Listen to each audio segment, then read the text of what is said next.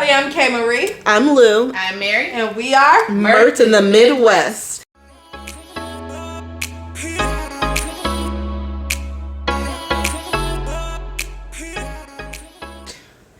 Welcome back, everybody. And as always, if you're looking for a podcast that gets straight to the point, that you don't hear any side conversation, you only want facts, this is not the podcast for you. And Wrong that is place. okay. Exit stage left. Left. That way. Go that way. To the left, to the left. If you love what we do, we love you too. And we can't wait to jump into this new episode. Yes. of the new season. Yes. Oh, wait, Mary, I should do this. Season 3. Oh, yeah. It's 3. And as we said, the theme for this season is Jilted Lovers. Mm-hmm. Jilted lovers. Are you having unrequited love? Have you ever been in that boat before? Right.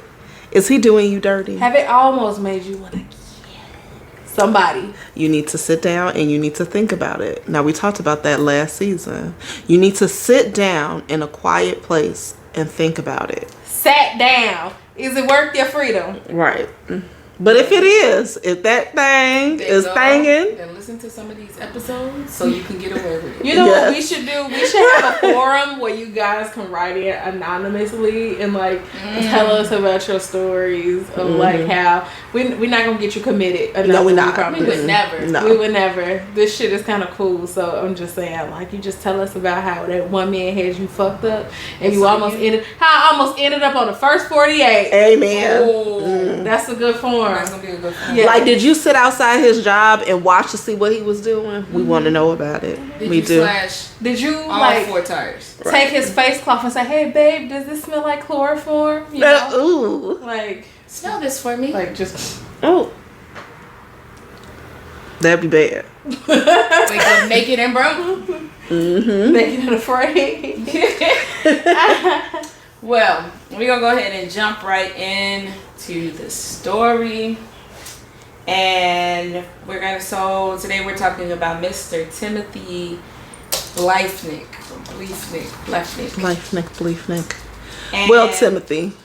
Okay, Timothy. Mm-hmm. And so you guys know he was born on June 1st, 1983. He spent his early life in Quincy, Illinois. Wait a minute, he young. He like right there with me. He 41. Mm-hmm. Lord jeez. Okay. Timothy, what you was doing? He had graduated from a high school in Quincy, Illinois, and attained a bachelor's degree in criminal justice from Quincy University. Okay. Some of his career highlights is that he played college football. He worked as a general manager of Quincy Recycle and gained a lot of information, a lot of prominence for being a community theater performer. Okay, his last name was Quincy and he worked for Quincy Recycling? No, he lived in Quincy, Illinois. Oh, okay. Which is about an hour from here. Okay. Oh, you're the map today. Come on now. I'm the map. I'm the map. I'm the motherfucking map. I'm the map. With a face in my lap. Hey. Oh. Unserious we are. So I don't know if the name rings any bells with you guys, but let's give a little description. He stands at 5'11". He has brown hair, brown eyes. Pretty average looking guy, right? When you think about it, white guy, 5'11", brown hair, brown That eyes. sounds average, yeah. Well, here's where you may recognize him from. He was actually a contestant on Family Feud. And it was one very popular episode where Steve Harvey the question was, what is one thing? I'm going to actually get the exact question. Oh, brother. Oh, my God. And the question that was asked was, what's the biggest mistake you made at your wedding? He responded, honey, I love you, but said I do. All hell. And everybody's like, All hell. Steve is like, Oh, shit. and he's like, I'm joking. No, you wasn't. No, you would not say that on national TV if your ass was joking. He said, I'm joking. I was just trying to make it funny. Oh, okay. I'm just being funny. Y'all so crazy. Timothy. I feel like Timmy Turner. Look, Tim. Timmy! Timmy! pass my cup when you get done? Timmy. Don't get your face on the mic this time. Right. Bottle service. Right. Ooh, and she's doing ASMR too. And look at. They're gonna be like, I'm so mad at you. Oh no, I don't need a refill. I just needed my cup. She said she gonna get some more in this cup. Okay. Mm-hmm. All right. All right. All right. So, Timothy. No, Tim. Oh, what was that show with Timmy was the kid and he had the eye? Was it The Fairly Odd Parents. Oh my goodness! Yes. Mm-hmm. Timmy. With Cosmo and Wanda. Yeah. And Icky Ficky, you're so icky. Without a thing around you makes me so sicky. Okay. He was married to beautiful Rebecca. So from this point, we're gonna call her Becky though. Ooh, With the good hair. we don't know what her hair was like. Let me look it up. Semi good hair. It was alright. That mean it was a.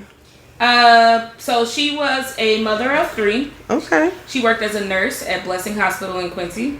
Mm-hmm. She received the Daisy Award, which recognizes the caring kindness that nurses provide to their patients. I thought you was gonna say that she was a daisy when she was a little girl. No. Dang. Sorry. I was a brownie. Pretty. Oh, she has some nice hair. Come on, Becky.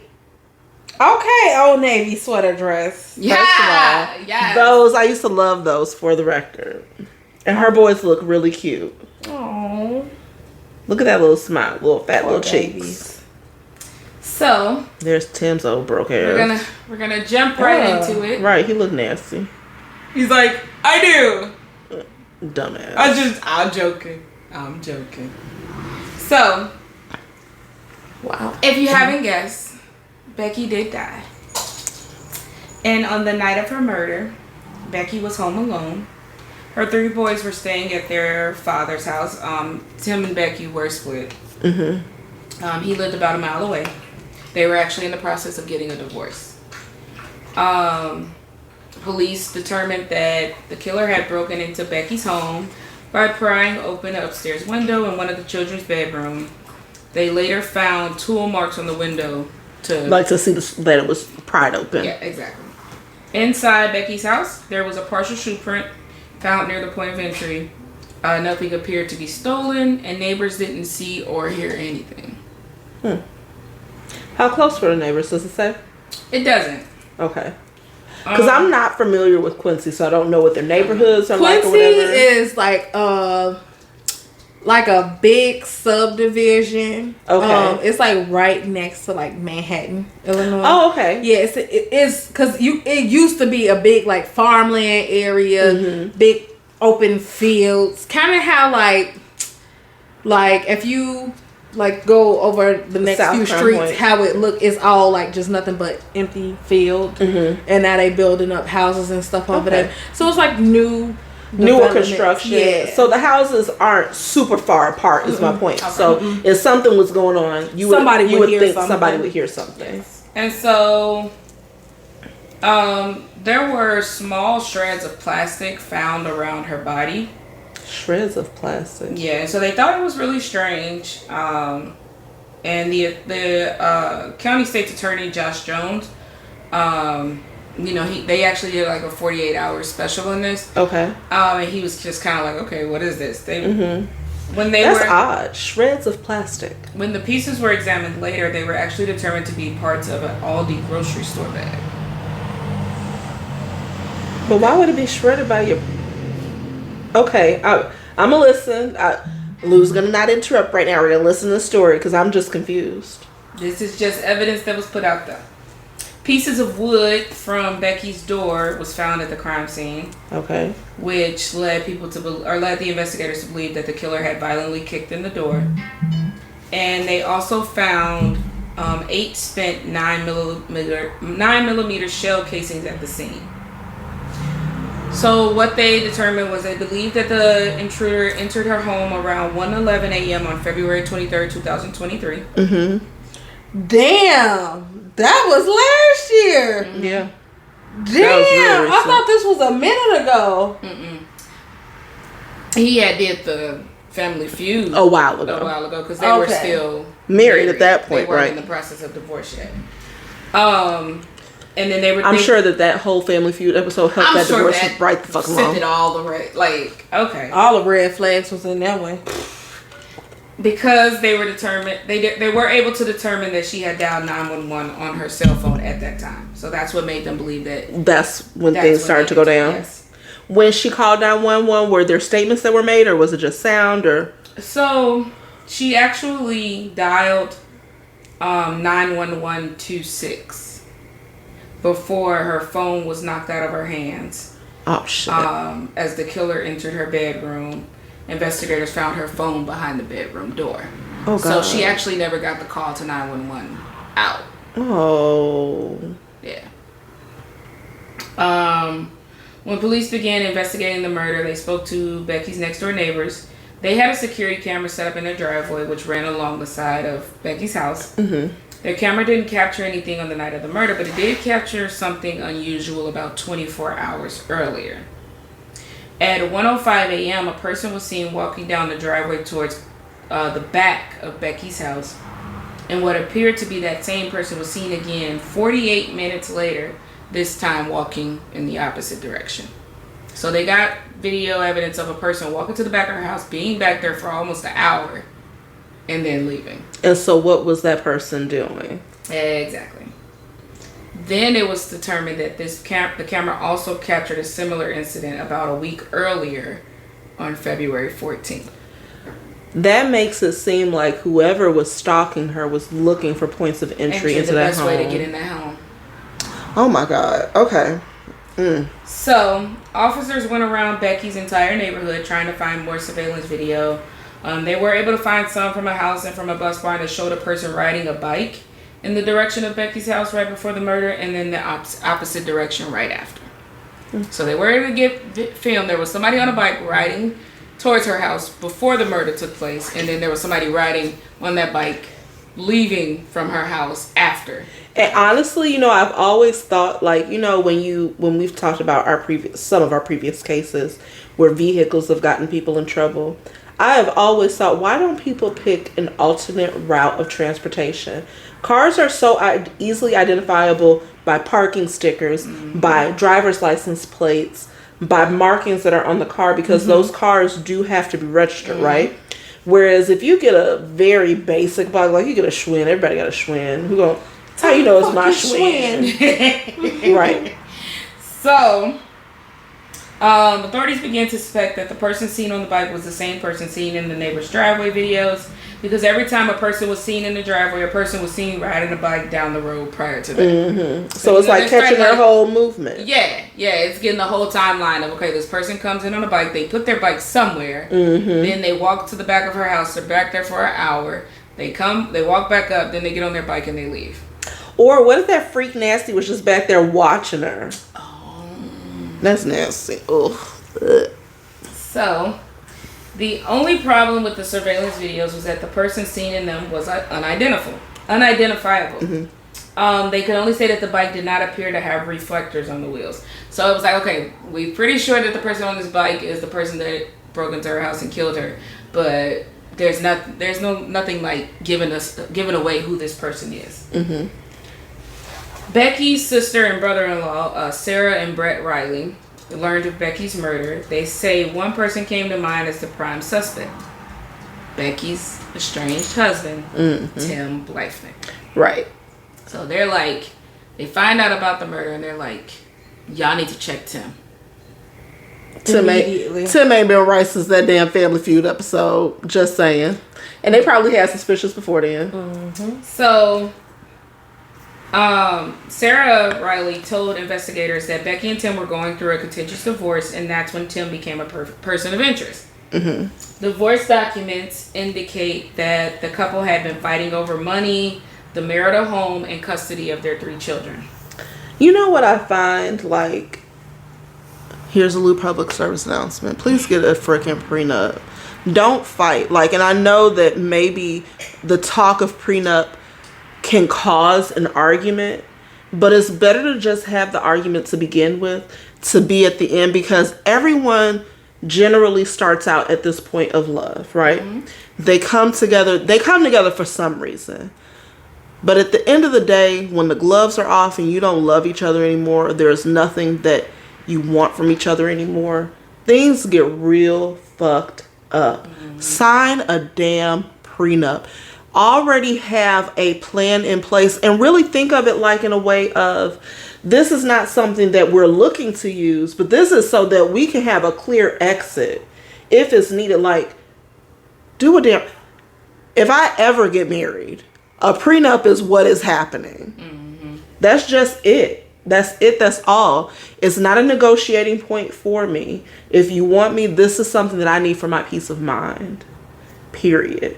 Because first of all, we should know what we're going to do with our kids. Mm-hmm. We should know what we're going to do with this house. We should know what we're going to do with our retirement, with our money, with whatever we have. And the stuff that I have before I meet you, you are not entitled to. Sorry. Mm-hmm. And guess what? The stuff you have before I met you, I'm not entitled to that either. That's just it. That's sad. Yeah. And we were actually talking about the whole prenup thing. What was that, yesterday, right? Mm-hmm. Prenups are a must, man. So, more than a year before Becky's death, she sent her sister this text. You ready? Mm-hmm. It sounds like it's about to be bad. If something ever happens to me, please make sure the number one person of interest is Tim. As that is who would do something to me. I'm putting this in writing that I'm fearful he will somehow harm me, come after me, or will try to stick something to me that takes me away from the kids or the kids away from me. He has already lied multiple times to paint himself as a victim and me as the perpetrator, when it is absolutely the other way around. No, I have not sent this to mom or dad, so I don't want them to be out of their minds with worry. What was that man doing to her? This text was actually prompted by, one of Becky's colleagues, one of the nurses that she knew, was actually murdered by her partner. Oh, damn. And so this is what made her send this text to her sister. So it's just going down in Quincy. It's crazy out there. Like, dead ass. It's like a more of a uppity bougie, rich, not rich, but middle class, upper middle class mm-hmm. type thing. And it's just like, you could tell, like, just being out there, just from like the time I've spent out there, you can just tell it's people who they make marriage and kids look so glamorized on the outside, but on the inside you can just tell that motherfuckers are going through a custody mm-hmm. battle, a nasty divorce, and they just trying to stick it out for the kids or try to make shit look better than what it is. But mm-hmm. no. That's such a crazy statement to me too. That whole we gonna stick together for the kids. I ain't sticking together for shit. Fuck you and them kids. Why would you want your kids to see this unhealthy relationship? Right, because then they get older and they think like this. That's is what normal. Yeah. And that's why I tell people, like, I'm not a person that being a person that went through a divorce, be very, very quiet. And it's not for the sake of you, oh, I'm filing for divorce, and you throwing it in their face, or y'all constantly bickering and fight. You don't know what your significant other is gonna do. Mm-hmm. They don't know what you gonna do. Because people can turn so fast. Mm-hmm. When I tell you, like, after I got divorced, it was the most eeriest, mm-hmm. scariest feeling, because you don't know, especially like being on a Zoom call and you're in a house going through a divorce. Like, mm-hmm. you're not at the court because of the way everything felt with COVID. But every single day, you are just like, I don't know what this person is capable of, mm-hmm. you know. But of course, like you said, the detectives, the police, the first person that they always go to is the spouse. But the fact that she sent that message and in that way, mm-hmm. that made me feel like, what was he saying or doing to her? You know. And the fact, like, how was he making himself seem like a victim? What could she have possibly been doing to him mm-hmm. to make him seem like he's the damn victim in this situation? And it also could have been like a preliminary thing. Like, even in my situation, I didn't feel like I was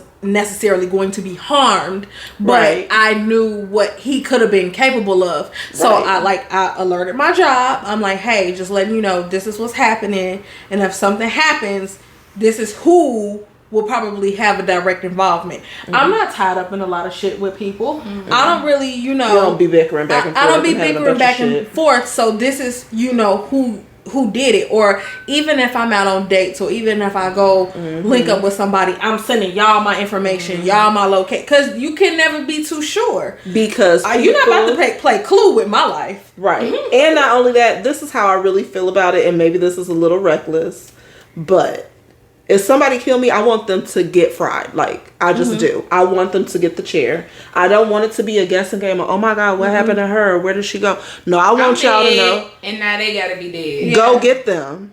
In my family,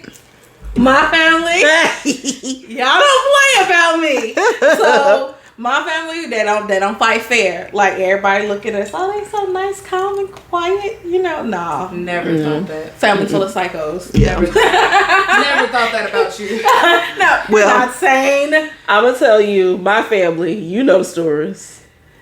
Them women, them older women in my family, They don't play. they don't play Our that. elevators go to the top, but it just gets stuck between the second to the last floor and the last floor. Like, when it opened up, you only going to see the head. Yeah, glitches. and eyes is like, Yeah, what? Right. it Is glitches. this I really can what just you tell want? you, one of my aunties put their husband in a trunk at gunpoint. So, Yeah. What did he do? What did he did what he did, And he didn't do it deserve being again. In that trunk. I And know. if that happened to you, right? he never did it again, I tell you that. Oh, that's fine. Oh, okay. I know. Whew.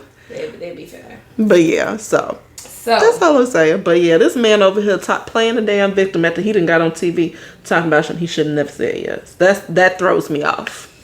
So, as the investigation continues, the That was the authorities warning for find me. this bike. They find that this was a bike. warning to everybody. Yeah. That was like, Yeah. she said, well, I know the message is probably after the fact that the show aired. Yeah, And yeah. So even with the time frames, it was kind of like a preliminary warning. So when people say shit like that, you just be like, No, wait a minute. No, wait one cotton pick a minute. we might want to get I the still police. just think it's crazy for him to say what he say said. you say that we getting divorced tomorrow. Honey, I love you, but I do.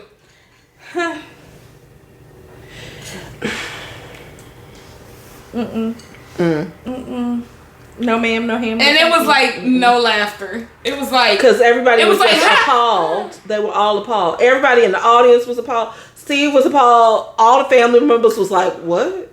Steve looked at him like No. he looked at him like this. Right. Handlebar didn't even go up. It just went. He was like, Well, alright. so like I said, as the investigation continued, authorities found the bike with no reflectors on the wheels, just like the one they seen on these videos. Mm-hmm. And it was found less than half a block from Tim's residence. Damn it, Tim.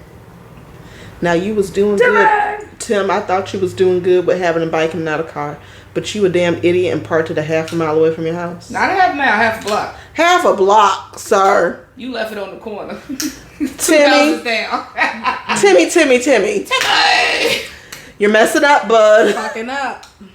So, after finding the bike and armed with the knowledge of the contentious divorce, investigators executed a search warrant on Tim's house in the car. And he actually stood there as they did the search. Okay. On March 13th, 2023, just over 2 weeks after Becky's death, Tim is seen in his booking photo. He was arrested and charged with her murder. When he was arrested, it did make national news, mostly because of his appearance on Family Feud and Yeah, he brought a whole bunch of attention to himself. Tim sat down for an exclusive interview with 48 Hours. He insists he is innocent. He says the idea of murdering someone, let alone the mother of my kids, is not any part of who I am. Sir, we believe you're lying. Going back, on May 23rd, 2023, Exactly 3 months after Becky was murdered, Tim went on trial for her murder. Okay. That was quick. Yeah, they were like, we ain't got time. Quincy is very. They were like, small. you said speedy trial, Speedy Gonzalez on your ass. Yeah. Speedy Gonzalez. We run into the courthouse, y'all. It's happening. It's going down. We arrested him. You know what? Don't even take him to the police station. Take him straight to the courthouse. We're gonna go ahead and get this done right now. Right. Matter of fact, we about to just call up a random ass jury anyway. Yeah. Mm-hmm. Hey, yeah, y'all too. Come on down. Wait, we need 3 more people. Okay. You. All right, come on. Mm-hmm. Judge. We ready. We ready. All right. So, prosecutor was Josh Jones. He described the last moments of Becky's life in his opening statement to the jury. He says the defendant looked down at Becky. He pointed the gun at her and he pulled the trigger. When Tim's defense attorney, Casey Schnack, addressed the jury, she told them that the case was just dripping with reasonable doubt. Girl. And that just because Becky and Tim were going through a contentious divorce, it doesn't mean that he killed her. Prosecutors oh, bitch, please, ho. Prosecutors laid out the evidence, they say, points to Tim, starting with odd pieces of Aldi bags that were found around Becky's body. They told the jury that they found these stacks of Aldi bags during the police search of Tim's home. Which, who ain't never got an Aldi bag before? Everybody done got an Aldi bag. So I don't know if that's necessarily evidence. It's not. It's just you're not weird. showing anything where the Aldi bag was used to in her murder. Right. Like, does the Aldi bag have his prints on it, or something in that? I mean, I have Aldi bags in my trunk from yesterday. Like, that isn't one thing or another, but I think it's odd. Like, did they ever piece together why there were shreds of the Aldi bag? Like, right. That's what I want to know. I don't understand. I'll tell you what this. Okay. You ready? Mm-hmm. I'm about to explain that Aldi bag. Okay. Prosecutor Josh Jones says he fired through that Aldi bag either in an attempt to muffle the sound or to catch his shell casings. The plastic Aldi bag? I would see it to catch the shell casings. That makes sense. If you put the bag around the gun, then when it fires, it's not going to silence anything, but all your casings are going to fall into the bag. Even though they still found 9 casings there. Oh, he sucks. Because the bullets, the casings is going to be hot. It would melt through the bag. That's what the bag and the brick the bullets are hot. So he's bad at They killing. Also found... Don't ask me how I know that, y'all. Numerous searches on Tim's cell phone. Y'all want to know what these searches said? How to kill someone and get away it said how to break into a house. How to break into a house, how to silence a gun, and how to make a clean getaway. Where to purchase a were they right? Is that right? So close. So it's 3 searches, and the fact that y'all gave 3 away is crazy. So first one, how to open my door with a crowbar. See what I mean? How to break in a house. That's what she said. How to make a homemade pistol silencer. That's what you said. The silencers are illegal. And you said how to get away with it. The third search was how to clean gunpowder off your hands. Dumbass. Tim. Why don't you know what? Look. Don't do this on your computer or your phone. We have said this so many times. Go to the library, dumbass. Right. Go. How about you have a work computer, right? And everybody use the word computer. Most of the time, most jobs, at least the ones that I have worked at, and I mean even corporate, like Forbes 500 companies, do not require for you to put your log in. Like, once the computer is open, anybody can search anything on it. So you can say anybody searched it, right? Or if you don't want to do that and you don't want to be anywhere close to it, go to an internet cafe. A lot of times internet cafes, if you are in a city, like he's not that far from Chicago, you go to an internet cafe, they'll have a mutual computer that you can use, a laptop or something of that sort. A library. They got this nasty ass cat cafe around the corner. Go there. Shit. Don't do it on your phone, I'll tell you that. On your laptop or your tablet. Oh, let me look this up, sir. Mm-hmm. If I clear my history. No, it don't work that way. It's there. It's there. So that goes to y'all, all y'all out there that think if you clear your history, they ain't gonna be able to know what you've been doing. They about to know. We know what you've been doing, nasty. You little nasty. Anyways. Your FBI agent gonna text your phone like, really, bro? Right. Really, bro? Don't do it, bro. Knock off the nonsense. So, Prosecutor Josh Jones told the jury that during the investigation, information was downloaded off of Tim's phone, and it was discovered that he had a Facebook account under the name John Smith. Now, I know you may be wondering, what the heck does this have to do with it? Go ahead and ask me. What does John Smith have to... A Facebook account with John Smith. Go ahead and ask me. Oh, wait a minute. Hold on. I got to guess. Was he catfishing her and acting like he was somebody that wanted to date her? No. Okay. You get one guess. He was probably trying to stalk her moves from a distance. That John Smith guy, was actually looking at a bike for sale. Oh, he bought the Schwinn. A blue Schwinn. Oh, it was a Schwinn! Stop! A blue Schwinn without reflectors on the wheels. I'm going to tell you, if you want a bike, a Schwinn or a Huffy, those is nice bikes. The seats are comfortable on your ass. I'm just saying. You know. Prosecutors also told the jury that police found a crowbar in Tim's basement. They called an expert to the stand who testified that she compared the tool marks left on the window that was pried open at Becky's house. While there were microscopic consistencies, she couldn't say with certainty that this crowbar made those marks. The prosecution also presented these spent shell casings which were found in Tim's home. An expert testified that she compared them to the shell casings found at the crime scene and determined that 27 of them had been fired from the exact same gun used in the murder. I'm done with him. Damn. He just wants to leave evidence everywhere. He's a messy murderer. He sure is. He don't have no nothing. He ain't never watched a dang on First 48 or Discovery Plus or... He hadn't even watched Law and Order, apparently. Now, y'all, I am convinced that his attorney was a public defender. Oh, please tell me why. Miss Casey. She says Tim's defense attorney discounts the prosecution's evidence. She says that the expert's opinion concerning the shell casings is subject to human error. And she suggests that everyone in town has stacks of Aldi grocery store bags in their house, and therefore, it's not incriminating. Okay. She also pointed out that the bike that was found doesn't have Tim's DNA on it. And well, most of the time people ain't riding the bike naked, so of course it ain't gonna have his DNA on it. What are we talking about here, ma'am? And if you get on the bike or you go check a bike and it's got DNA, you really need to wonder about that person, because who's riding around on the bike booty butt naked? She also pointed out, she said, prosecutors can't say for sure whether that bike that was found is the same bike from the surveillance video. Okay. She insists it's not Tim in the videos. Okay, and how does she determine that? We ain't got time for that. Oh, okay. She also... We're not going to go on evidence, y'all. Okay, go. She also pointed out that there was no date or time to when those searches on Tim's phone were conducted.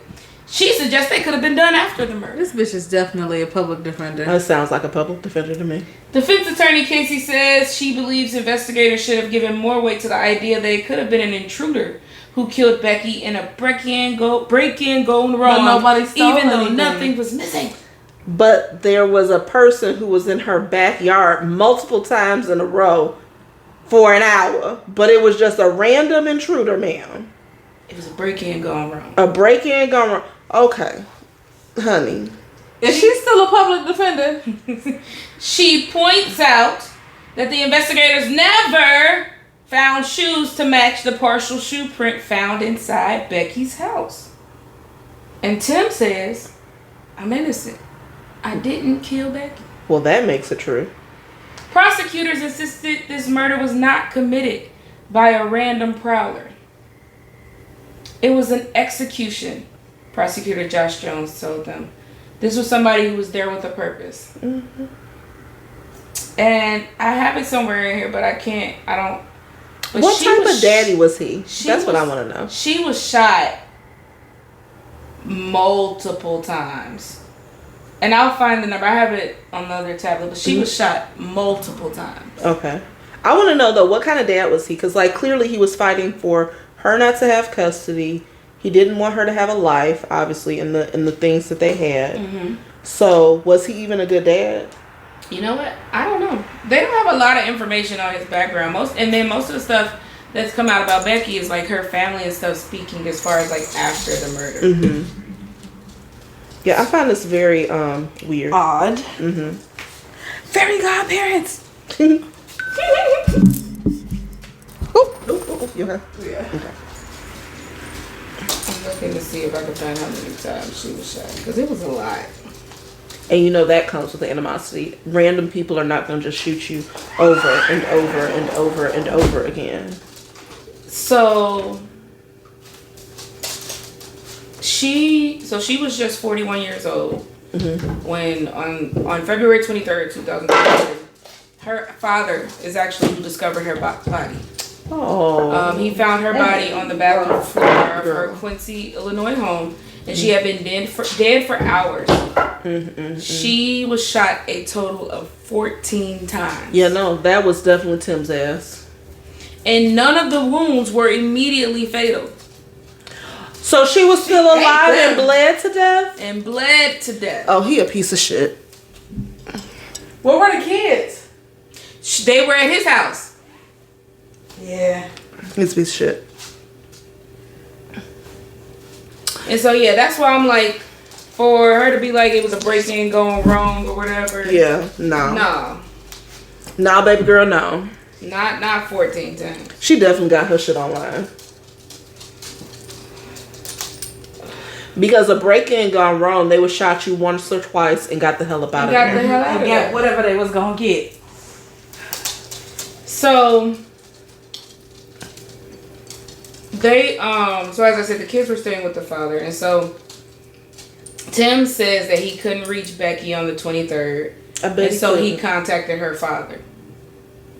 Oh, so you sick made that the father go over there. You know what? Ooh. He said, "Hey, he's cold. That's some cold." You sent her dad to go find his baby murdered. He said, "Hey, I haven't been able to get a hold of her either. I'm gonna go over to the house." Yeah, he sent the father over there. So basically what happened is the person had climbed up they had scaled the house. There was a patio chair that was pulled over. That's how they got up there. Yeah. They walked past Becky's windows in her bedroom, and then they went to a room of one of the boys and they pried it open. Then they went to her bedroom, kicked in the door. Becky ran to the bathroom, and then that's when she was shot 14 times.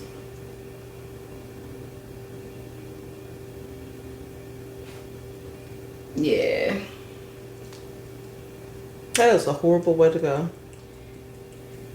Yeah. You wouldn't even make an animal suffer like that. Like, how are you going to shoot her 14 times and let her bleed to death? It's the calling, her daddy. Like, hey. That's sinister. Really, it is. Go ahead. Go over there. I haven't been able to get a hold of her. Anyway, so it had been 7 months since the death of Becky and a month since Tim was sentenced for his crime. Rebecca's family, they were moving on with the healing process. They said we, quote unquote, we lost Becky, but they lost, as far as the kids, referring to the boys, we lost Becky, but they lost their mother and their father, said Riley. Riley says the boys continue to do everything young kids do growing up, going to school, taking field trips, playing football. Everything about these activities themselves are normal, but now, one vital piece is missing each and every time. A football game is a normal thing to do, watching the boys play, but, the fact that their parents aren't there to watch them, that's what's missing. So Tim was actually sentenced to 3 life sentences in August. But he continues to maintain his innocence and denies killing his wife on the night of February 23rd. Oh, shit. They're really good for that. Yeah. The ones that are super guilty. Yeah. They will try to cry innocence. Look at Quincy crime rate. Riley says that Tim will always assert his innocence. She said that he was never able to admit to fault or even compromise in life or marriage prior to this happening. She says, I think that he truly believes that he is not at fault for this and that's his own sick and twisted mental illness. But none of us are surprised that Tim is claiming innocence. He has nothing else to lose, so why would he do anything different? Right. And so, yeah. It's an extremely sad story. At least it doesn't sound like he didn't try to appeal, right? No. Thank God. So here's some more things that came from Tim out of the 48 News. So they actually talked to Shannon Zanger, who was Becky's close friend.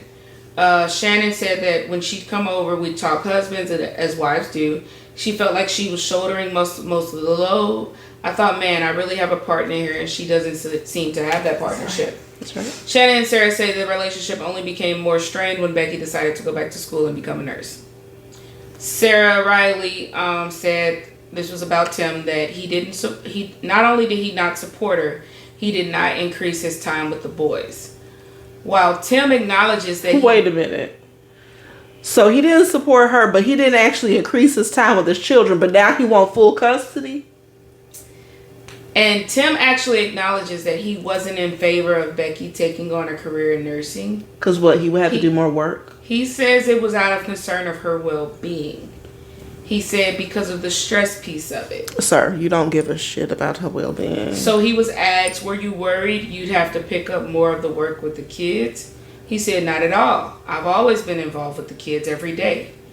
In January 2021, after 11 years of marriage, Tim is actually the one that filed for divorce. Although he wouldn't discuss the specifics of why he filed, he hinted that it had to do with what he saw as change in Becky's personality after she became a nurse. He said that she struggled with patience. He said she struggled with patience and stress a lot, especially when it came to the kids, and it created some conflict. I don't like Tim. Sarah Riley, the sister, says Tim is just making excuses, and she believes the reason Tim filed for divorce is because he couldn't control Becky. She says Becky was a loving mother and tried in vain to salvage the marriage. She says that she wanted to go to marriage counseling with him, but he refused. Ain't that something? Ain't that some shit?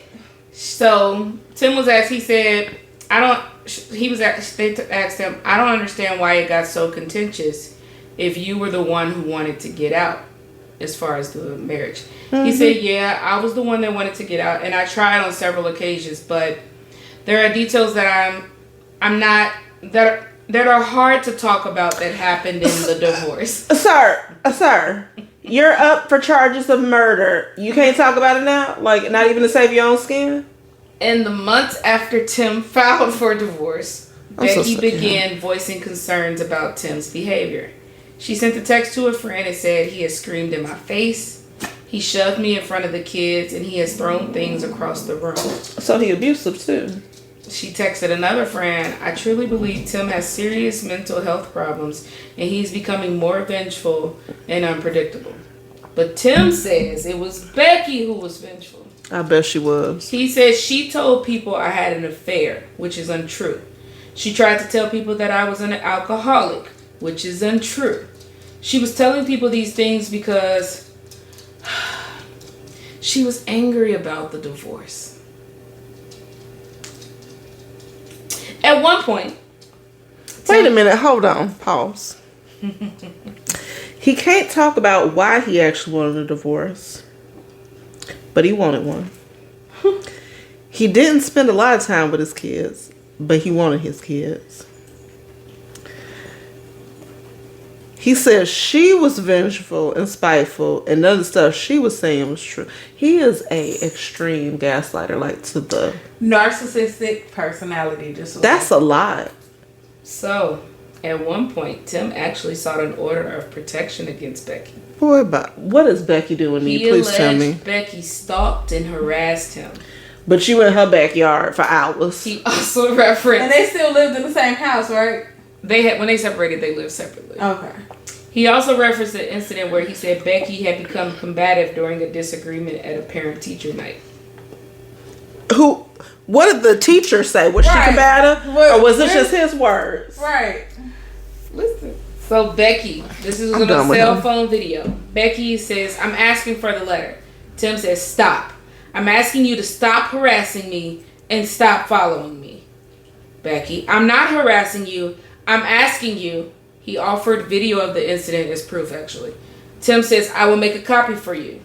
Becky says, I don't want you to tape me. Don't tape me. Tim says, then stop this. Stop doing this. She says, don't tape me. I don't. He says, then stop doing this. She says, I didn't ask you to tape me. So, they were talking and they were like, do you really, Aaron Moriarty said, do you really think she was trying to hurt him in that video? And Casey Schnack actually said, I don't think anybody was trying to hurt anybody. I think you have two parents that were having a disagreement and didn't know how to deal with. Casey Schnack, as we've already discussed, is one public of Tim's, defender. Yeah. Wait, let me look this up. His public defender. Casey Schnack. She got her degree on online Indiana Wesleyan. Ooh. Casey. Getting my degree on my own time. Oh yeah. It costs her. Oh, she got a 2% review. Cause she sucks. She only got 2.5 stars, y'all. She ain't doing great. Casey comments body language on 48 Hours read is very arrogant to me. All the evidence points directly at her client, but she defends him anyway. Fame and money, no conscience by either of them. She's doing her job. Now that I don't agree with. A defender is a defender, and sometimes they can defend pieces of shit. They have to do their job. It's about getting herself paid. Her mistakes are going to cost you a whole lot to get out of. I would not be surprised if the other party pay her to make a report sway to their side. This is crazy. Nobody likes her. So Sarah, the sister, she actually recommended Becky seek out domestic abuse organization. Becky actually did filing for an order of protection against Tim. She alleged that Tim had entered her residence without permission. Well, clearly. She also said that he repeatedly falsified interactions between the two, but the order of protection was not granted. A judge did ultimately... Because he already did the whole preemptive. Yeah. She's harassing me. I'm so scared. A judge did ultimately order them to stay away from each other's residence, except when exchanging their kids. And the judge also ordered Tim to return a 9mm handgun that Becky had gifted him when they were together. You know what I find interesting too? I'm surprised that the judge didn't have them bring the children to a neutral place. Yeah. Because sometimes that happens when things get too contentious between the parents. They'll have them meet at a neutral place so that they're not at either one of the homes. So exchange them at the police station or exchange them at a local McDonald's or something like that. Yeah, I was about to say, out here they have specific areas. So, there's one by the courthouse. It's not in the courthouse. It's just close to it. Yeah. So, So, like I said, the judge had actually ordered him to return a 9mm handgun that Becky had gifted him. Because he was, into recreational shooting, but the gun was in her name. Becky never got the gun back, though, and it was a 9mm handgun that was actually used to kill her. Tim's response was, I have not seen that gun in 3 years. He a liar. Have it. Becky was Wait, killed. hold on. I didn't see that gun. I haven't seen it in 3 years. Was that 14? Nah. Right. Becky was killed 1 week before the divorce case was set to go to trial. He's a loser. That's wild. This whole story is wild. Timothy gets on my nerves. Yep. Tim, like I said, he still says he's innocent. He's like, I'm not a violent person. I'm not an angry person. I've never been that way. I don't believe you, Tim. I just don't believe you. I don't believe you. There's nothing about this story that's believable, sir. And not the lawyers looking sketchy after I looked them up. They look sketchy as hell. Girl. They look like the Simpsons characters. They were stated that he was somebody who wanted to control the relationship. He wants to control how people perceive him. Tim denied that, of course.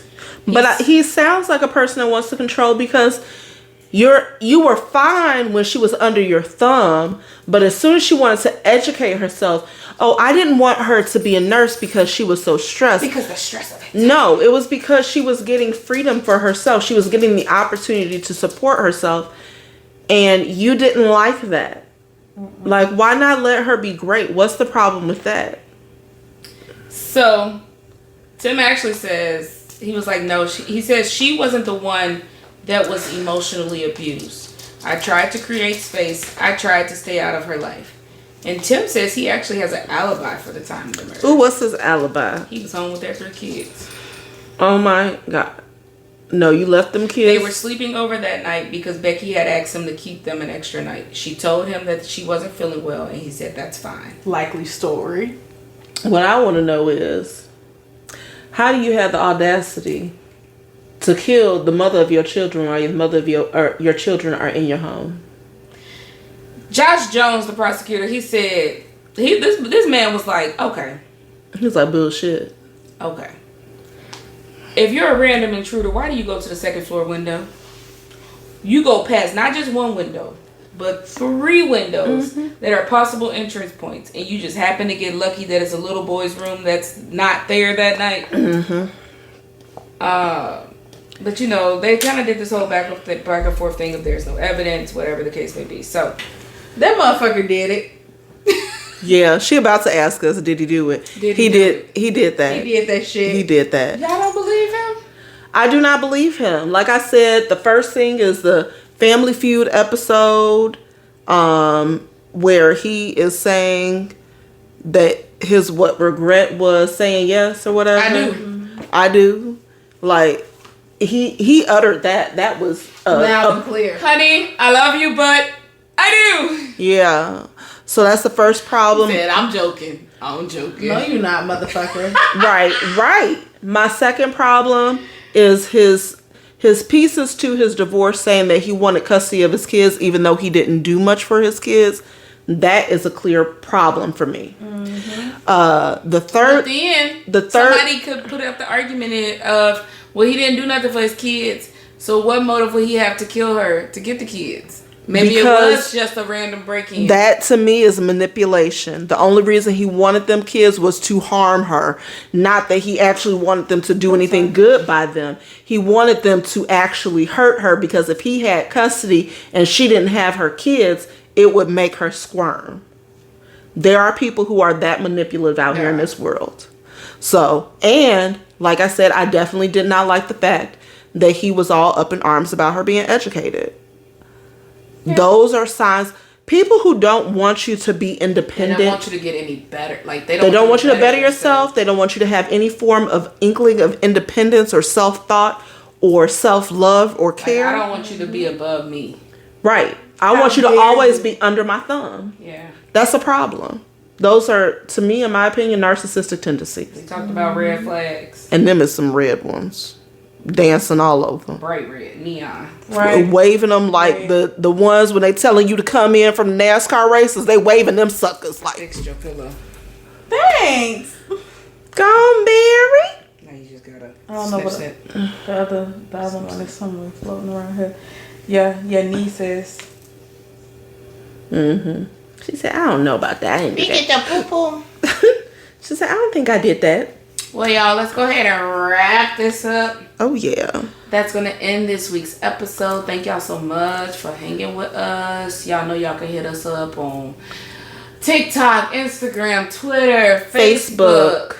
YouTube, what you're watching us on right now. Like and subscribe. Share this video. Share. On all platforms, please share us. Yes. Share us to a friend. Even if every person that watches us just shares it to one person, it will definitely help us. Your coworkers, y'all know how y'all just be sitting up there talking about the first 48, and y'all know y'all be watching y'all comfort shows and shit. Or you riding it, right? You riding in the car, put it on so they can hear it. Don't give them the opportunity, just like share it, like put it on so they can hear it, and they be like, oh, maybe we might like it. Like, that's cool. Because we are not your standard true crime podcast. And like, we are very much so like, we out here for everybody. We don't want to be out here like we know we not for everybody, But we out here. We're Right. the quiet types. We have a little something. Yes. We So, offer a little something. Spread the word. It's like you chilling with your homegirls You know, right now. if you have Yes. cases that you want us to do, you Please can share 'em always with us. Share them with us, whether it's a comment or you can email us at murkthemidwest@gmail.com. Please be on the lookout. We have some really big things planned for this season, and we can't wait to get them out there for you guys. And we love you. Bye. Bye.